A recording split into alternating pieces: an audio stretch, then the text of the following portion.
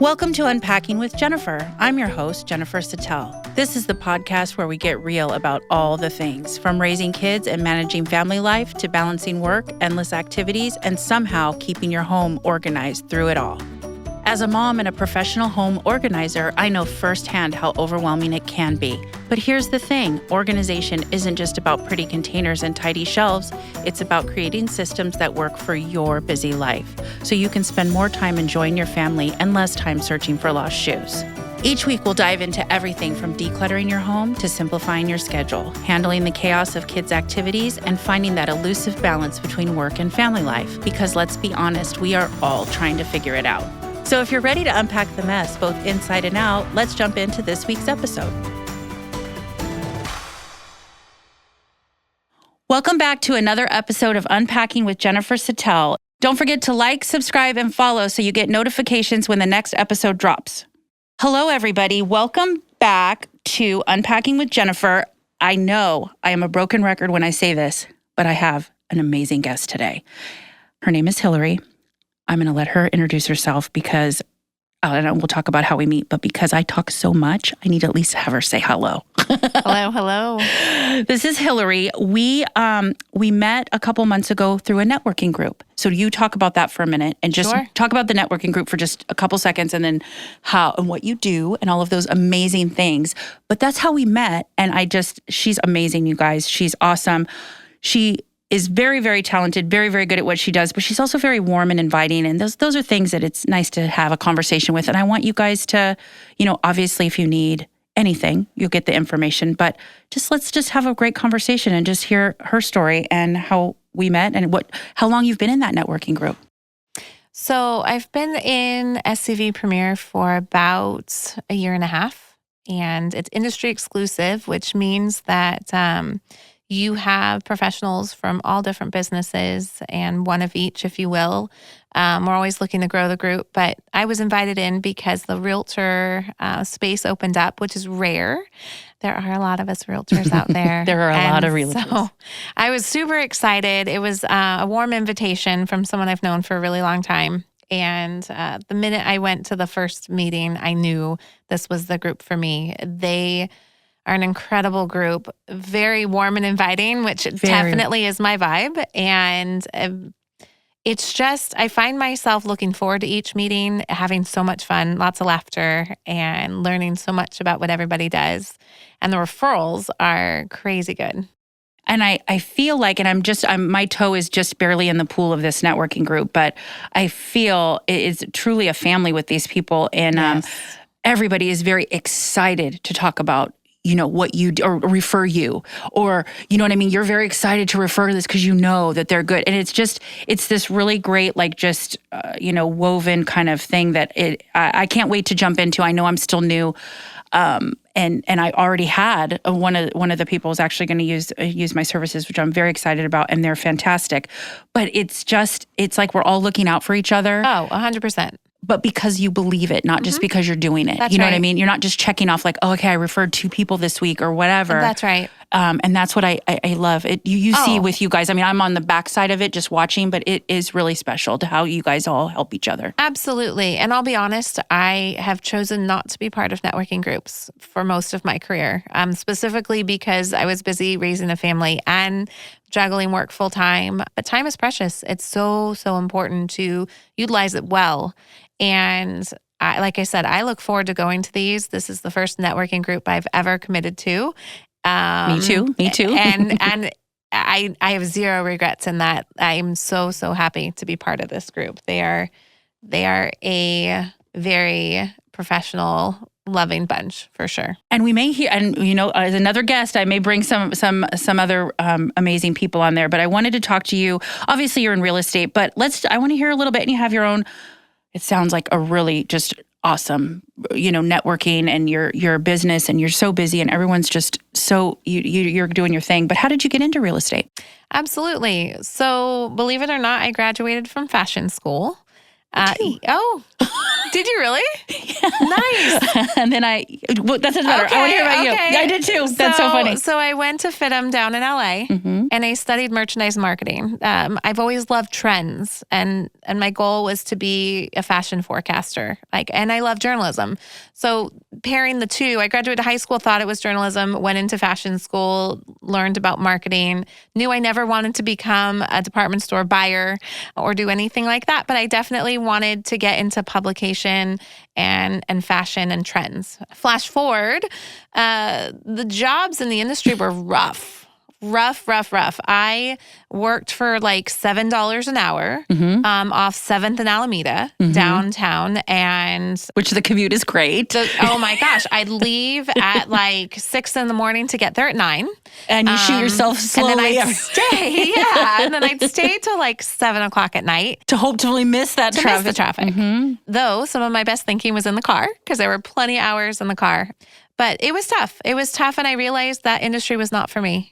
And so I ended up, instead of working in LA, I ended up looking for a job in Santa Clarita. And so I had found a job doing window dressing and things along those lines in Santa Clarita. And at the same time was renting an apartment in Valencia from Equity Residential. Oh, wow. Skycrest Apartments back in the day. And I remember on my day off seeing these girls on this golf cart, super happy, like happy in life, driving this golf cart in the community. And I just remember, honestly, like you can picture the scene of this girl looking out the window and just wanting that. Like I wanted to be happy. I just was not happy in the career choices I had made. And so I went down to the leasing office because I knew the girls worked for the apartment community. And so I went down to the leasing office and asked what they do and if they had any openings as far as the girls on the golf carts. And they said, yes, in fact, we have one leasing consultant and she just put in her notice. And we would love it if you applied. That's like the moment you're like, this is meant to be. It was. Isn't it funny how those moments can happen? Like, absolutely. You know? Absolutely. I feel like in life, the universe, opens up some doors, but you got to be willing and you got to be willing to see them. And you have to be willing to also walk through those doors, right? So many of us see the opportunity, but then, keep ourselves back. We do. We hold ourselves back. We do. For many reasons. A lot of times it is financial, though, I feel, because you're like, maybe you're in a job that pays okay, and you're like, but if I branch off, scary. It's scary. It's scary and different, right? It's absolutely scary. So I applied and I got the job and I absolutely loved it. Oh, nice. I loved it. I had an incredible property manager that I worked under. She was a great mentor, still a friend to this day. Nice. And I'm a grower and not of anything weird. Like I'm a girl. Not a shower. There's no crops to be had. Hilary's not growing crops. But what I am is I have a growth mindset. I continually like to challenge myself and grow and grow and grow. And so, of course, after a couple years, I wanted to grow again. So I got a job as a leasing director over at Promenade at Town Center, which was a bigger community. And then I would oversee multiple leasing consultants. Nice. And I still loved it. More responsibility, and I still loved it. But what was tough was the hours. I again came in super early to get paperwork done, off the clock, worked my full day and stayed later to finish the paperwork. And at the time I was married and still am to the same person, but married, no kids. And I really wanted to start a family. It was super important to me to start a family. And so I decided that if I got my real estate license, if I love this industry so much, if I love to put people in homes, whether it be apartments, at that time or anything else, if I loved it so much, this career was for me, but how could I grow again? And how could I be able to make my own schedule and start a family, right? And not have to report to a specific office at a certain time. And so that's what happened. So I went to night school. So back in the day, so I've been licensed 20 years. Oh gosh, good job. That's awesome. Thank you. So night school was a thing at Realty Executives on Lyons Avenue. And I took night school to do all of the hours to get ready for the real estate exam. Wow, good for you. While I was working full time. And then you have options when you take your real estate exam. I don't know why. Maybe I'm a glutton for punishment, but I chose to go down to the LA Convention Center to take mine. It was offered, I think, in Santa Barbara in a smaller venue. It was, and I'm like, heck. You're like, you know what? I'm going to go down to LA again because I want to be in roots. I want to try to get on the freeway down there by the convention center because that's always fun. Well, I'm really stressed and have to pass this exam. Trying to remember everything. Do or die. And it was all or nothing, right? It was all or nothing. So I decided to do it. And I swear you not, there was probably over 1,000 of us there that day taking this test, and just rows and rows of 6-foot tables with the exam placed down and a number 2 pencil. And you walked until everybody stopped, and then you sat down in your designated chair, test in front of you, number 2 pencil. Oh my gosh. Talk about stress, right? Oh my gosh. And I did it. And I passed. And at the time, they do it differently now. Now you get the results, I think, that day is what I hear. They hand you an envelope and you walk outside and you find out if you passed or not. In this time, they mailed it to you. So you had to wait. You had to wait. I think it was like standing at the mailbox 6 every weeks day or something. Oh, and you're waiting for that paper in the mail. And so I passed, and the next step to that was getting fingerprinted for my license. And so I took my lunch break from the apartments and went and got fingerprinted. And the day I did, I wasn't feeling that great. And so I decided to go to Target and grab a pregnancy test. There we go. And literally, I found out that day that I was pregnant. I love it. My entire career has been selling real estate, helping clients find their homes and making their dreams happen, but also raising a family. The two have been in line from day one. My gosh. And I regret nothing. And it's all buttoned up. Like that was, oh my gosh. How many kids do you have? 2. 2. Yeah. How old are they? I have a 19-year-old daughter, and I have a 16-year-old son.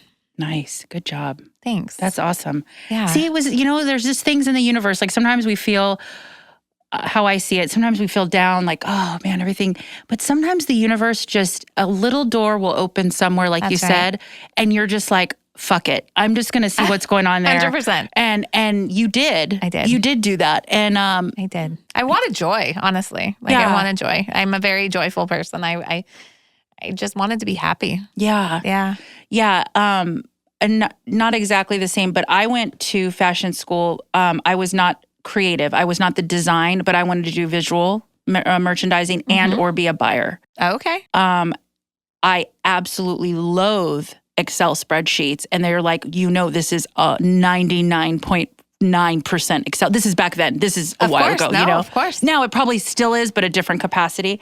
And I was like, maybe I'll just go more with the visual. And I did, part-time real estate. I did part-time retail jobs where I did the windows or I did this and I was learning and I had mentors and this and that, blah, blah, blah.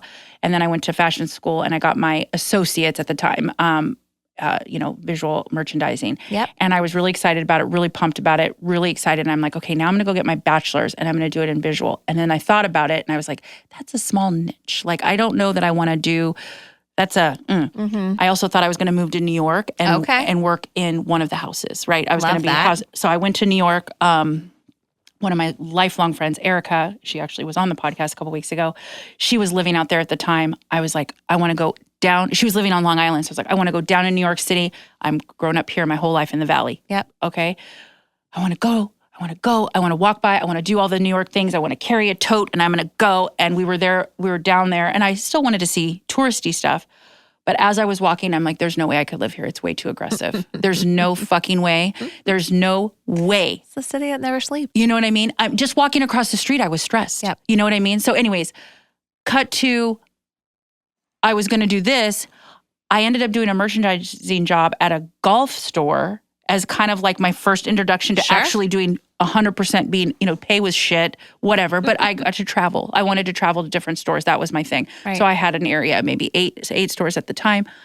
And somehow I ended up in athletic sportswear, which I loved because you also had men in working with men. And I don't mean that in a weird way, but you work with a lot of women. Sometimes it's not the nicest environment. Sometimes we're little bitches, right? Or a little bitchy, I should say. And it was nice and interacting. All retail is usually typically women. And I went in that.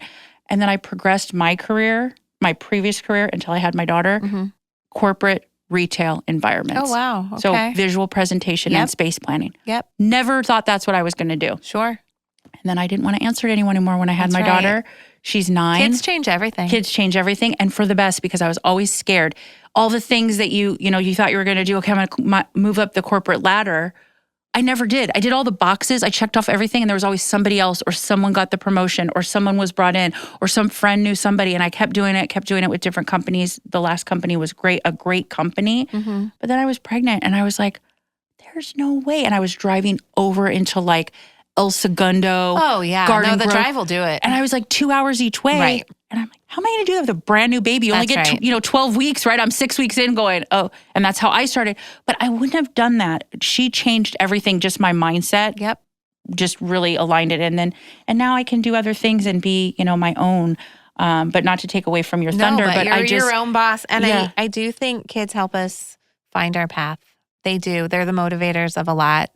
And I wouldn't have it any other way. I being a mom is probably one of the hardest jobs I've ever done, 100%. but one of the most rewarding. It I wouldn't ever want it to be different. I know it's so amazing, and it's just so amazing. And I do think things align that way.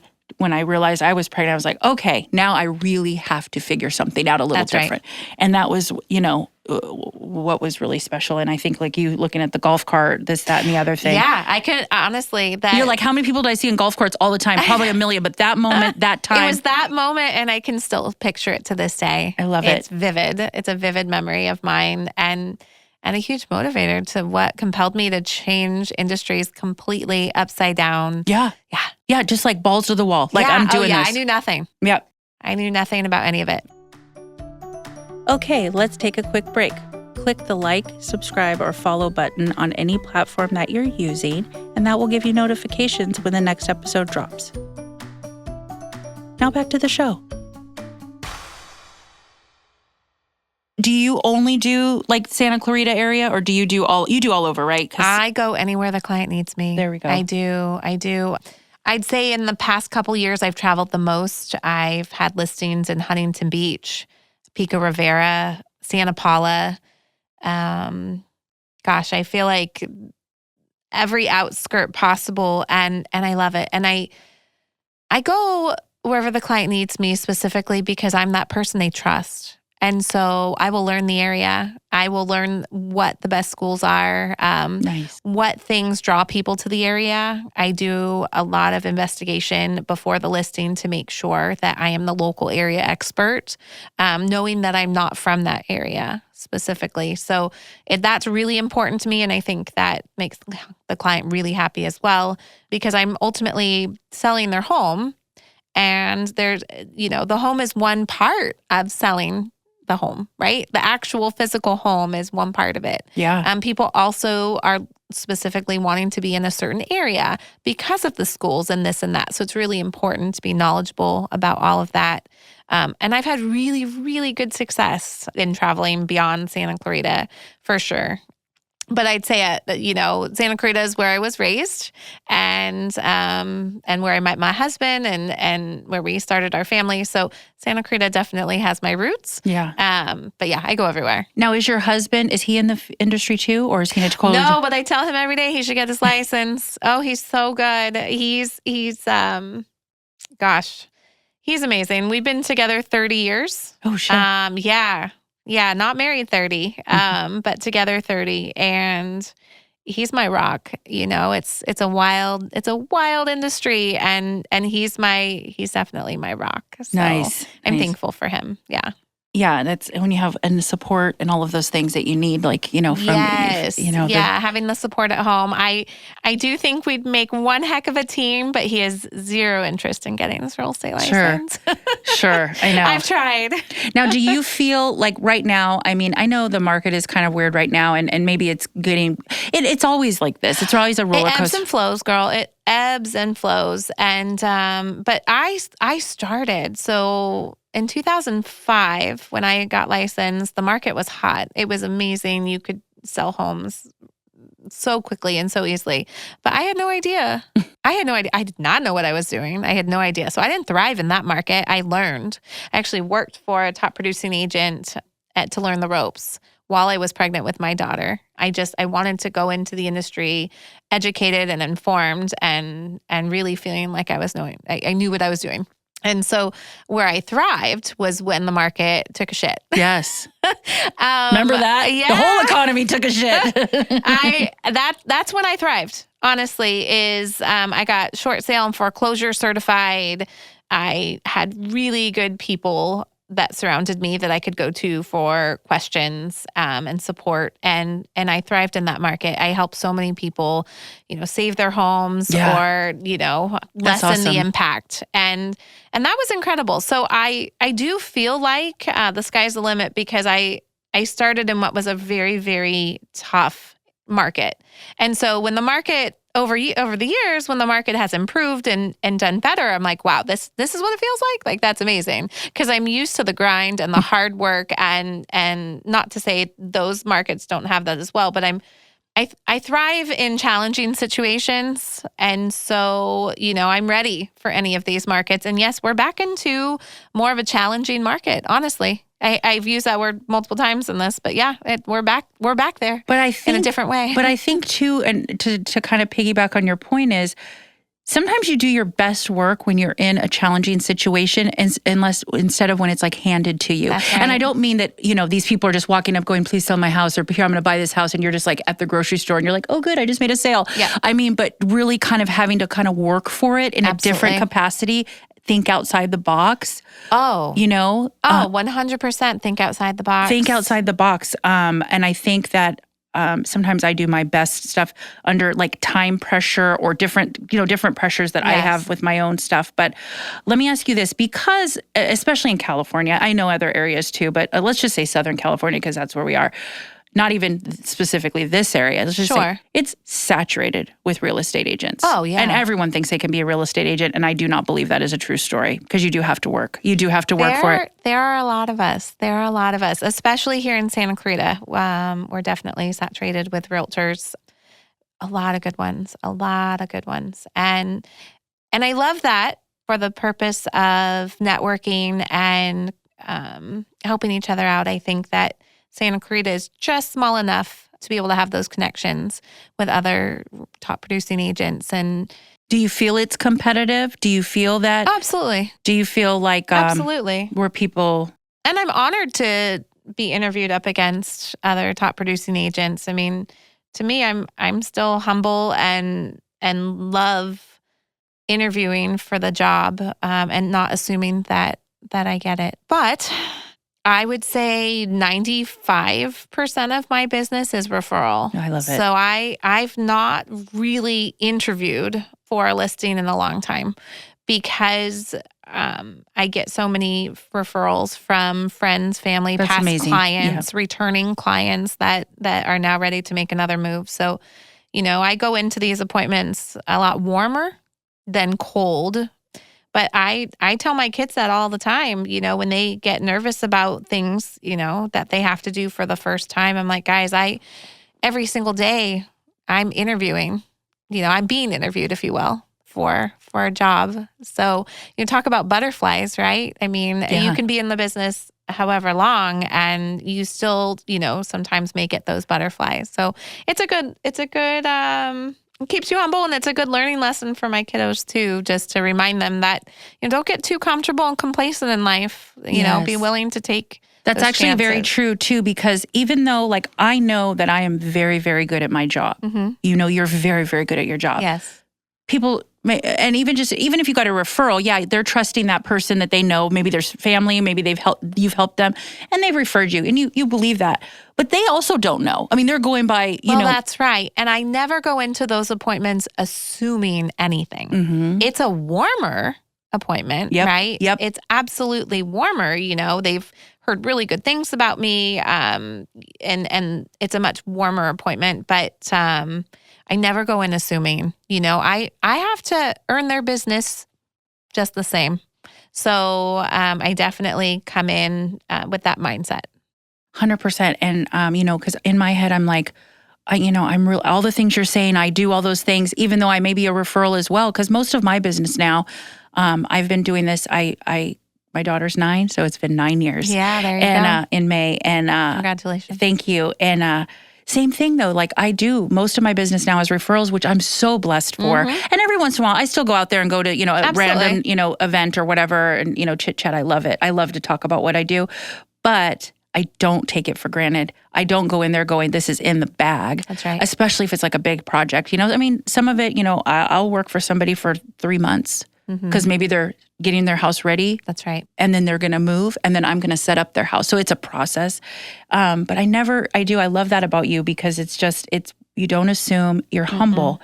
And I do feel that way too, because I have come across other people in just all industries, all areas of industries, especially in the course of my life. And sometimes I see that they just have that aura like, oh, I got this, and it's like, right.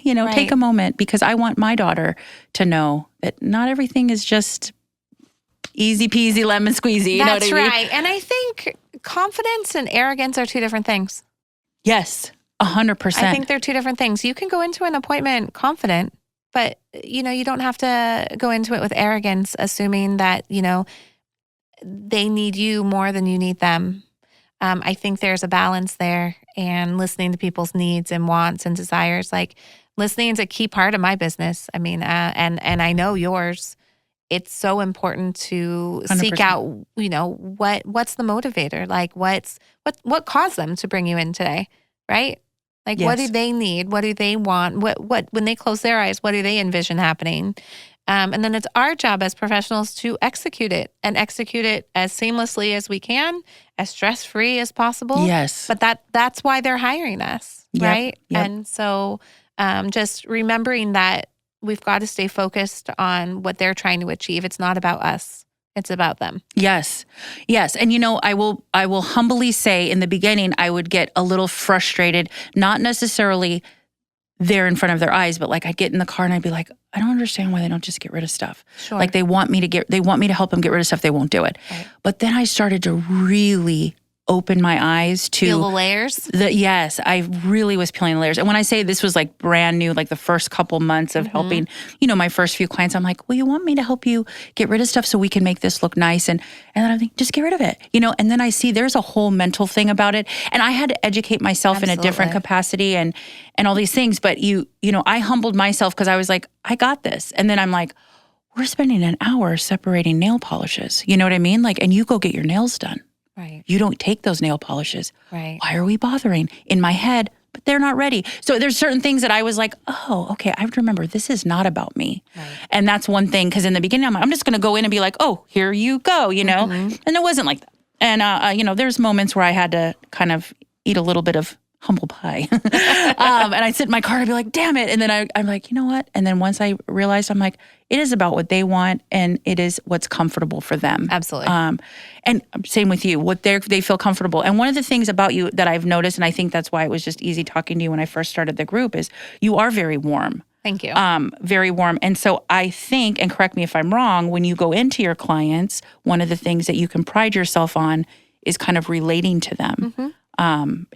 And yes. No, very much so. Very much so. And I, there's nothing fake about me as far as what you see, both inside and what you see is what you get. And so when I started in real estate, I'd roll up in my minivan. I was this working mom trying to juggle and balance what was at that time a newborn, and then obviously, in time there were 2. And I never felt like there was an image I had to project. It was, I care. This is who I am, and I'm here for you. And this is the service that I'm going to provide you to help you reach your goals. And that's really kept me centered over the years, is being real. Yeah. Absolutely. Being relatable, treating everybody equally, no matter the circumstance. It's super important to me. Yeah, and 100%. You just have that inviting. There's just meeting you in the group. I just was like, you could just gravitate to certain people, and I was like, she's really warm and inviting and not nobody in that group is not cold. None of them are really cold, but just a little bit different levels. So I think with real estate, and to me, again, it's a personal thing. It's homes. You're talking about people's lives, where they're going to be. Life savings, honestly. And all these things. And I think you have this really special, because there are so many real estate agents. There's so many real estate agents that I have worked, clients, or I know people, and not everybody is cut out for it. And I think that you having 20 years of success, following all these things, I just think, I think is really special. And also you're relatable. Thank you. And I know a lot of the TV shows, I don't watch anything reality, just as a side note, nothing reality. I hate reality shows. But I will say this, I have seen snippets at people's houses of like the $1 million listings. Right. And I'm like, that doesn't even seem comfortable. And I guess if, but again, it's a show, so I'm sure there's some fluff to it. But it's like, I wouldn't want to even talk to these people. I would feel like my language wasn't even like, I'd be like, I need to go get an English Oxford dictionary to talk to you. Because everything's so like, It's so crazy because the picture that they paint is, they step out of the, it's realtor to realtor, making a negotiation face to face, and they step out to call the client, and then they do a handshake deal, and that's it. And then they show, how much they've earned. Oh my, that is not the process. We will unpack that another day, but that is not how this works. Part 2 is coming, guys. Yes. Part 2 will be coming. This is not at all how it works whatsoever. Oh, yeah. For sure. So yeah, don't trust what you see on TV. That is, because I'm like, I would feel so uncomfortable, and it's so nice. One of the things, one time I was doing a consultation, and I still do consultations, but a lot of times time-wise, I realized that I just have people take pictures of like the really bad, like just give me an overview shot and I can kind of gauge it. But one time I was doing a consultation, I literally ran from a client, and I'm in leggings and a t-shirt or whatever, because I'm in the grind in a garage or something. Right. And the first thing she said to me, because I don't like showing up, and I'm like, I'm really sorry. And she goes, you know what? The last 2 people I've had here, they came in like suits to organize my house. She's like, I felt like that was just, She goes, what you're wearing is what I'm going to wear when I'm doing this with you, or if I'm helping you. And I was just like, because I was like sweaty and, it was just terrible. I'm like trying to brush my hair in the car. And anyways, and I was like, she's like, you already are relatable because why are you're going to organize my house and you're wearing like a business suit? And it just felt uncomfortable. She goes, that's not who I am. Yes. She goes, for somebody else, that could be exactly what they're looking for. That's right. A different market, whatever. But I thought that was funny because in my head, I was dying. I'm like, God, I'm just coming from a smelly garage. I love that. Yeah. I love that. And I have to add to it. I have to, because you have to dress to who you are and what you do. Right. But within the level of comfort that still makes you feel like you're in your own skin. Yes. Many moons ago, I was in a class with fellow realtors. It was a training. And I got talking to a realtor from the San Fernando Valley. And he was in this full suit. And we got to talking, and he said, I've been door knocking. I've been going around the neighborhoods, and it's so hot in this suit and I'm so uncomfortable. And I was like, do you feel like a suit represents you? Like, is that who you are as a person? Like, how does that make you feel when you put that suit on? And he's like, I hate it. I hate it. And I was like, then don't wear one. Then don't wear one. You should look professional, but you should wear what makes you comfortable. So when you knock on those doors, you're more confident. And this is just realtor to realtor helping each other. Well, I'd say, 10 years, 11 years later, I just had a transaction with that agent, and he's like, do you know this day I've never put on another suit? And I was like, oh my gosh, you took my advice. He's like, I did. He's like, my wife might hate it because I look great in a suit. She'll never see me in one again. He's like, do you remember that conversation? I was like, of course I do. He's like, I've not put on a suit since that day.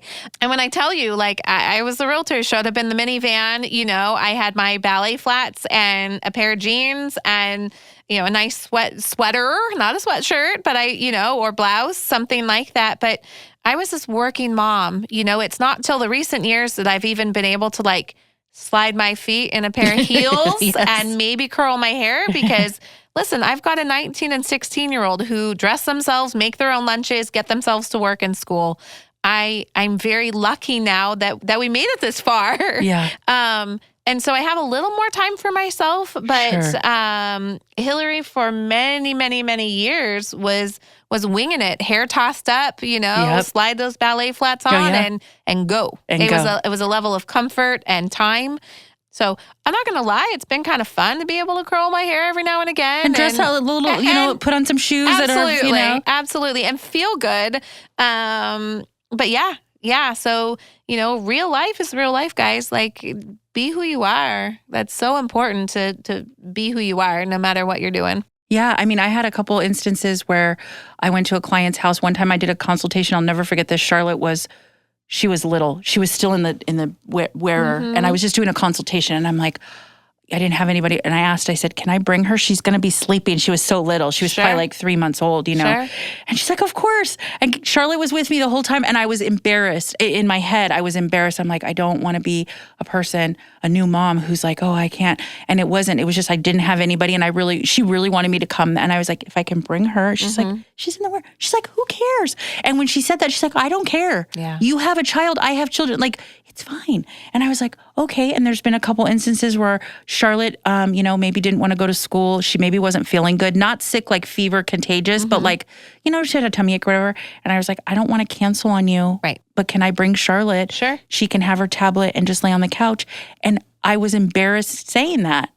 But then they're like, this is your life. That's right. And I was like, okay. This is my life. So there's certain things like, now, I mean, she still needs mommy a lot, but and that'll change. And I embrace at 9, absolutely. and I embrace it now. But there's moments where she's at school and I get to put a couple layers of makeup on and look like I didn't just open my eyes and maybe take the crust out. So, so it's just, I love talking to you. I love hearing stories where it just is like a meant to be, like you're not like, I was going to be a doctor. This is what I was going to do. And like you went to fashion school. I went to fashion school, and different paths, but still. And it's nice to hear that you have so much success and you're just a really awesome person. You're an awesome human. A couple things before we wrap up, because I know you guys, I swear to you, time goes so fast when you're chit-chatting. I love to talk. And I love to hear other people's stories because they're relatable, right? They're relatable. We're all, most of us are working and a lot of us have kids and, whatever. So those are things I enjoy. But I want to say 2 things. One is, how do we contact you? Obviously, we also put it on the actual podcast. Your link will be there if anybody has any questions or if there's anybody that you know, how do we get a hold of you? Absolutely. Well, you can text me, call me. My number is 661-313-2591. But I am on Instagram as well, and it would be Hilary Blaha Realtor.